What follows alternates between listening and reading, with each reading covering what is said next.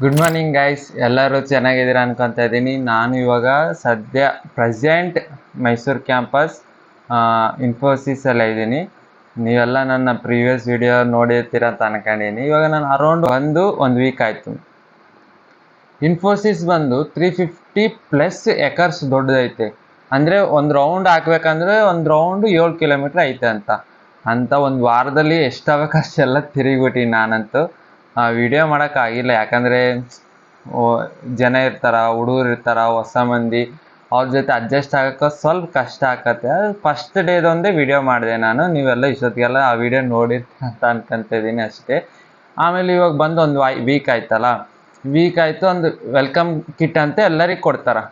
ಕಾಮನಾಗಿ ಎಲ್ಲ ಕಂಪ್ನಿಯಾಗೂ ಕೊಡ್ತಾರೆ.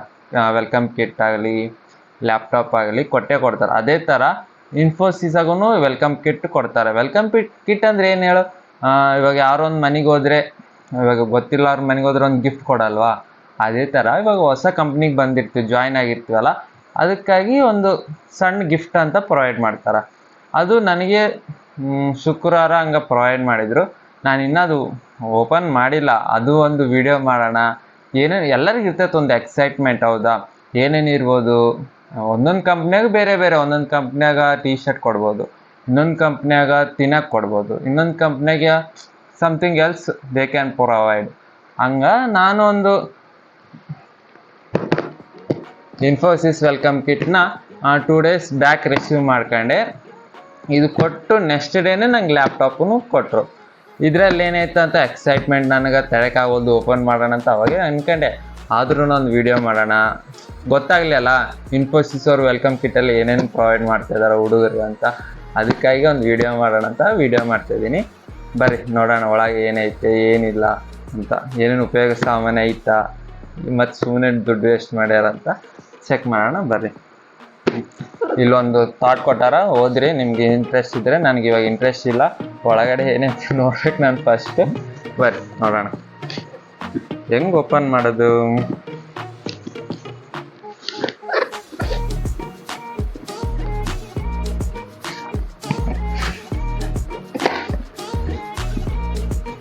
ಕಾಣ್ತೈತಾ? This is welcome kit. ಇಲ್ಲೊಂದು ಲೆಟ್ರ್ ಇಟ್ಟಾರ, ಏನು ಇಟ್ಟಾರ ನೋಡೋಣ. ಇನ್ನೊಂದು ಹೇಳಲೆ ನಿಮ್ಗೆ, ನಾನು ಇದು ಯಾವಾಗ ನೋಡಿಬಿಟ್ಟಿನಿ ಕಿಟ್, ಆದರೆ ನಂದು ವೆಲ್ಕಮ್ ಕಿಟ್ ನೋಡಿಲ್ಲ. ನಮ್ಮ ಫ್ರೆಂಡ್ಸೂ ಪ್ರೊವೈಡ್ ಮಾಡಿದ್ರಲ್ಲ, ಅವರು ಓಪನ್ ಮಾಡಿ ಎಲ್ಲ ಚೆಕ್ ಮಾಡಿದ್ರು. ಅವ್ರ ಸೇಮ್ ಇರುತ್ತೆ, ಆಲ್ಮೋಸ್ಟ್ ಎಲ್ಲ ಸೇಮ್. ಹಬ್ಬ ಅಂದರೆ ಏನು ಕಲರ್ ಚೇಂಜ್ ಇರ್ತೈತೆ ಅಷ್ಟೇ ಅಂತ ಅವ್ರದ್ದೆಲ್ಲ ಅಬ್ಸರ್ವ್ ಮಾಡಿ ನೋಡ್ಬಿಟ್ಟಿನಿ ನಾನು. ಆದ್ರೂ ನನ್ನ ವೆಲ್ಕಮ್ ಕಿಟ್ ಓಪನ್ ಮಾಡೋಕ್ಕಂದರೆ ಅದೊಂದು ಮೂಮೆಂಟ್ ಇರ್ತೈತಲ್ಲ, ಕ್ಯಾಪ್ಚರ್ ಮಾಡಬೇಕು ಅಂತ ವಿಡಿಯೋ ಮಾಡ್ತಾಯಿದ್ದೀನಿ. ಇದು congratulation letter, thank you for being an Infosian ಅಂತ. ನಮ್ಮ ಕಂಪ್ನಿಗೆ ಜಾಯ್ನ್ ಆಗಿದ್ದದಕ್ಕೆ ಥ್ಯಾಂಕ್ ಯು, ನಿಮ್ಮ ಪ್ರೆಸೆನ್ಸ್ ನಮ್ಮ ಕಂಪ್ನಿಗೆ ವ್ಯಾಲ್ಯೂ ತುಂಬ್ತೈತೆ ಅಂತ ಒಂದೆರಡು ಉದ್ರಿ ಬರೆದಿರ್ತಾರೆ ಅಷ್ಟೇ. ಇವೆಲ್ಲ ಆಮೇಲೆ ಓದೋಣ. ಫಸ್ಟು ಒಳಗೆ ಏನೈತೆ ಅನ್ನೋದು ಇಂಪಾರ್ಟೆಂಟ್ ನಮಗೆ. ಓಪನ್ ಮಾಡೋದ್ಲೇ ನಮಗೊಂದು dairy, shape the future. Okay, shape the future, 1 page 1 solution at a time. ನನಗೂ ಅದು ಅರ್ಥ ಆಗಿಲ್ಲ, ನಿಮಗೇನೋ ಅರ್ಥ ಆದರೆ ಕಮೆಂಟ್ ಬಾಕ್ಸಾಗಿ ತಿಳಿಸಿ ಅಷ್ಟೇ. ಇನ್ಫೋಸಿಸ್ ಇದೇನಿಲ್ಲ, ನಾರ್ಮಲ್ ಡೈರಿನೇ. ನಾನು ಡೈರಿ ಯೂಸ್ ಮಾಡಿ ಒಂದು ಅರೌಂಡ್ 10 years ಆಯ್ತೇನಷ್ಟು. ನಾನು ಸಣ್ಣನಿರುವಾಗ ನಮ್ಮ ಮನೆಯಲ್ಲಿ ಒಂದು 2-3 ಡೈರಿ ಇರ್ತಿದ್ವು. ಅದನ್ನು ನಾವು ಕಾಲೇಜ್ ನೋಟ್ಸ್ ಅಂತ ಮಾಡಿ ಎಲ್ಲ ಬರೆದು ಬಿಸಾಕ್ಬಿಡ್ತಿದ್ವಿ. ಆಮೇಲೆ after long year I got 1 diary for me. And next is mug. ಎಲ್ಲ ಕಂಪ್ನಿಯಾಗ ಕೊಡೋ ಥರನೇ ಮಗ್ ಕೊಟ್ಟಾರೆ. ಯಾಕಂದರೆ ಅಲ್ಲಿ ಹೋಗಿ ನಮ್ಗಂತ ಒಂದು ಕ್ಯಾಬಿನ್ ಕೊಟ್ರು ಅನ್ಕೋ, ಅಲ್ಲಿ ನಮ್ಗೆ ಬೇರೆಯವ್ರ ಮಗಂತೂ ಯೂಸ್ ಮಾಡೋಕ್ಕಾಗಲ್ಲ, ಅದಕ್ಕಂತ ನಮಗಂತ ಒಂದು ಮಗ್. ಇನ್ಫೋಸಿಸ್. ಆಮೇಲೆ complete hand book for your well being, ಅಂದರೆ ಒಂದು ಗೈಡ್ ಥರ. ನಿಮ್ಗೆ ಏನಾನ ಎಲ್ಲಿ ಬೇಕಂದರೆ ಇನ್ಫೋಸಿಸಲ್ಲಿ ಹೆಂಗೆ ಕಾಂಟ್ಯಾಕ್ಟ್ ಮಾಡಬೇಕು, ಮತ್ತು ಇನ್ಫೋಸಿಸಲ್ಲಿ ಕಲ್ಚರ್ ಹೆಂಗೈತೆ, ವರ್ಕ್ ಲೈಫ್ ಬ್ಯಾಲೆನ್ಸ್ ಹೆಂಗೈತೆ ಅಂತ ಒಂದು ಗೈಡ್ ಥರ ಒಂದು ಬುಕ್ ಕೊಟ್ಟಾರ ನೋಡ್ರಿ ಅಷ್ಟೇ. ನೆಕ್ಸ್ಟ್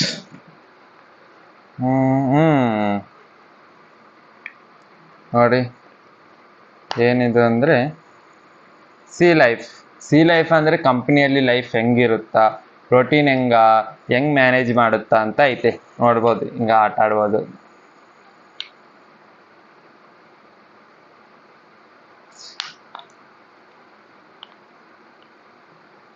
ಮ್ಯಾಜಿಕ್ ಅನಿಸ್ತೈತಲ್ಲ, ಮ್ಯಾಜಿಕ್ ಏನಲ್ಲ, ಅದು ನಾರ್ಮಲ್ ಕ್ಯೂಬಿಕ್ ಸಣ್ಣವರಿದ್ದಾಗ ಪೇಪರ್ಲಿಂದ ಮಾಡ್ತಿದ್ವಲ್ಲ ಅದೇ ಥರ ಅಷ್ಟೇ. ಒಳಗಡೆ ಹಿಂಗೈತೆ, ಮುಚ್ಚಿದ್ರೆ ಹಿಂಗೆ ಬಾಕ್ಸ್ ಹಾಕತ್ತೆ ಅಷ್ಟೇ. ಅವರ್ ಸ್ಟ್ರಾಟಜೀಸ್, ಕಂಪ್ನಿ ಹೆಂಗೆ ವರ್ಕ್ ಆಗುತ್ತಂತ ಅದೊಂದು ಕ್ಯೂಬಿಕ್ ಮುಖಾಂತರ ತಿಳಿಸ್ಯಾರ ಅವರು. ಇವು ಇನ್ಫೋಸಿಸ್ ಸ್ಟ್ಯಾಂಡ್. ಇದು ಇನ್ಫೋಸಿಸ್ ಸ್ಟ್ಯಾಂಡ್ ಅಂತ. ಇದು ಎದಕ್ಕೆ ಯೂಸ್ ಅಂದರೆ, ಈ ಕಪ್ ಕೊಟ್ಟಾರಲ್ಲ, ಈ ಕಪ್ ಇದ್ರ ಮೇಲೆ ಇಡಬೇಕು. ಈ ಕಪ್ ಇಟ್ಟಿದ ಮೇಲೆ ಆರಬಾರ್ದಲ್ಲ ಟೀ, ಅದಕ್ಕೆ ಇದ್ರ ಮೇಲೆ ಹಿಂಗೆ ಮುಚ್ಚಬೇಕು. 2 ಟೀ ಕಪ್ ಕೊಟ್ರೆ 2 ಇದ್ರ ಮೇಲೆ ಇನ್ನೊಂದು ಕಪ್ ಇಟ್ಟು ಅದನ್ನು ಕುಡಿದು ಬಿಡ್ಬೇಕು ಅಷ್ಟೇ. ಅದಕ್ಕೆ ಯೂಸ್ ಅಂತ ನಾನು ಅನ್ಕೊಂಡಿನಿ, ಎದಕ್ಕೆ ಯೂಸ್ ನನಗೂ ಗೊತ್ತಿಲ್ಲ. ಆಮೇಲೆ ಒಂದು ಬ್ಯಾಚ್, ಇನ್ಫೋಸಿಸ್ ಒಂದು ಬ್ಯಾಚ್ ಕೊಟ್ಟಾರ ಅಷ್ಟೇ. ಇದೇನಿದು ಗಮ್ಮನು ಕೊಟ್ಟಿಲ್ಲ, ಏನೋ ಗಮ್ ಕೊಟ್ಟು ಗೋಡೆಗೆ ಅನಿಸ್ತಾರಲ್ಲ ಆ ಥರದ್ದು ಅನಿಸ್ತೈತೆ ನನಗೆ ಗೊತ್ತಿಲ್ಲ. ಆಮೇಲೆ ಒಂದು ಪೆನ್ ಕೊಡಲೇಬೇಕು ಅಂತ ಒಂದು ಪೆನ್ ಕೊಟ್ಟಾರ ಅಷ್ಟೇ.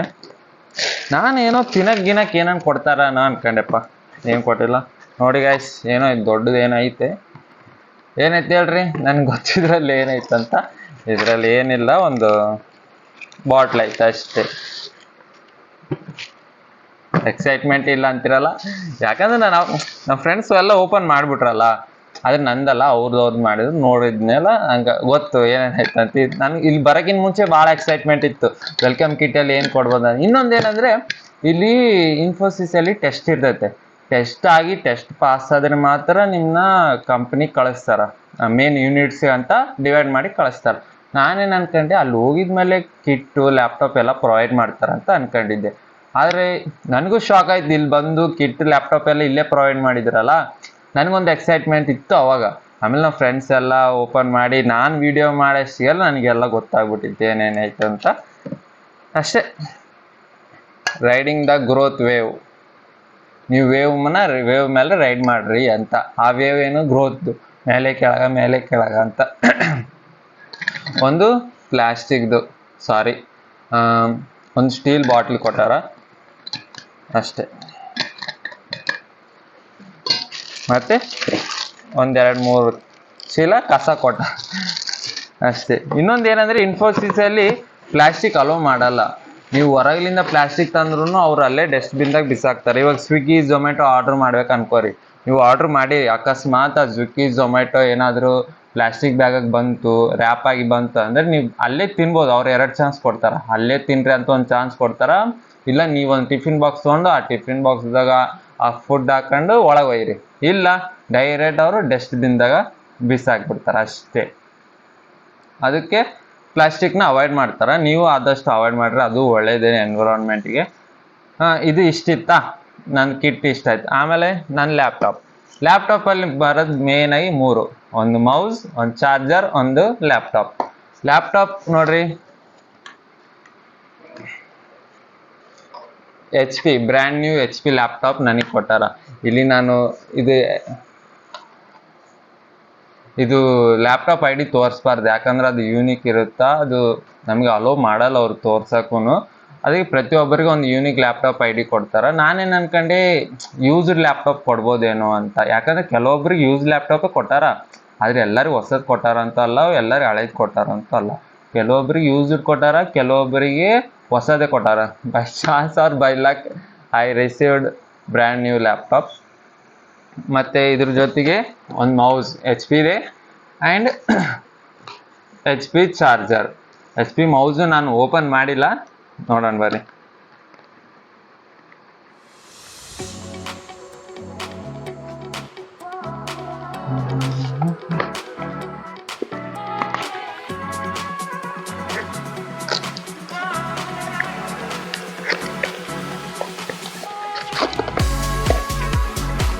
ನೋಡಿ ಗೈಸ್, ನನ್ನ ಜೀವನದಾಗೆ ನಾನು ಮೌಸ್ ತೊಗೊಂಡಿಲ್ಲ. ಎಲ್ಲ ನಾನು ಲೇಟಾಗಿ ಲ್ಯಾಪ್ಟಾಪ್ ಯೂಸ್ ಮಾಡೋಕ್ಕೆ ಸ್ಟಾರ್ಟ್ ಮಾಡಿರೋದು. ಆಮೇಲೆ ಲೇಟಾಗಿ ಅಲ್ಲೇ ನಮ್ಮ ಫ್ರೆಂಡ್ದೇ ಮೌಸ್ ಯೂಸ್ ಮಾಡ್ತಿದ್ದೆ ನನ್ನ ಹಾಸ್ಟೆಲಲ್ಲಾಗಲಿ ನನ್ನ ಇಂಜಿನಿಯರಿಂಗಲ್ಲಾಗಲಿ.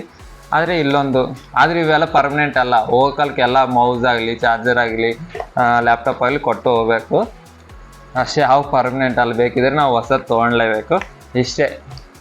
ಆಮೇಲೆ ಇವೆಲ್ಲ ಇಟ್ಕೊಂಡು ಹೋಗೋಕೆ ಒಂದು ಕೈ ಚೀಲ ಬೇಕಲ್ಲ, ಆ ಕೈ ಚೀಲ ನಮ್ಮ ಲ್ಯಾಪ್ಟಾಪ್ ಬ್ಯಾಗ್. ಇದನ್ನು ಅವರೇ ಕೊಟ್ಟರು, ಹೊಸದು ಕೊಟ್ಟರು, ರ್ಯಾಪ್ ಆಗಿತ್ತು ಪ್ಲಾಸ್ಟಿಕ್ ಬ್ಯಾಗಲ್ಲಿ. ಮತ್ತು ಪ್ಲಾಸ್ಟಿಕ್ ಬ್ಯಾಗಲ್ಲಿ ಅಲೋ ಇಲ್ಲ ಅಂದು ಅಂತಲ್ಲ, ಇವರು ಪ್ಲಾಸ್ಟಿಕ್ ಮಾಡಿದ್ದು ಇವ್ರು ರಿಸೈಕಲ್ ಮಾಡ್ಕೊತಾರೆ. ಆದರೆ ಎಕ್ಸ್ಟರ್ನಲ್ನ ಯಾರನ್ನ ಅಲೋ ಮಾಡೋಕ್ಕೆ ಕೊಡೋಲ್ಲ. ಒಂದು ಬ್ಯಾಗ್ ನನಗೆ ಒಂದು ಅರ್ಥ ಆಗಲ್ದು, ಲ್ಯಾಪ್ಟಾಪ್ನ ರಿಟರ್ನ್ ಮಾಡ್ತೀವಿ, ಎಲ್ಲ ರಿಟರ್ನ್ ಮಾಡ್ತೀವಿ, ಈ ಬ್ಯಾಗನ್ನು ರಿಟರ್ನ್ ಮಾಡಬೇಕಾ? ನಿಮ್ಗೇನಾದರೂ ಗೊತ್ತಾಗಿಲ್ಲ, ನನಗಂತೂ ಗೊತ್ತಿಲ್ಲ, ನಿಮ್ಗೇನೋ ಗೊತ್ತಿದ್ರೆ ಕಮೆಂಟ್ ಮಾಡಿ ತಿಳಿಸಿ. ಬ್ಯಾಗನ್ನು ಹೋಗೋ ಟೈಮಲ್ಲಿ ರಿಟರ್ನ್ ಮಾಡಬೇಕಾ ಇಲ್ಲ ಲ್ಯಾಪ್ಟಾಪ್ ಒಂದೇ ರಿಟರ್ನ್ ಅಂತ ನನಗೂ ಗೊತ್ತಿಲ್ಲ. ನೋಡೋಣ, ಹೋಗೋ ಟೈಮಲ್ಲಿ ನೋಡೋಣ, ಅವರು ಏನು ಕೇಳಿದರೆ ಅದು ರಿಟರ್ನ್ ಮಾಡಿ ಹೋಗೋಣ. ಇಷ್ಟೇ ನೋಡಿರಿ ವೆಲ್ಕಮ್ ಕಿಟ್. ಬೇರೆ ಬೇರೆ ಕಂಪ್ನಿಯಲ್ಲಿ ಬೇರೆ ಬೇರೆ ಥರ ಐಟಮ್ಸ್ ಕೊಡ್ಬೋದು.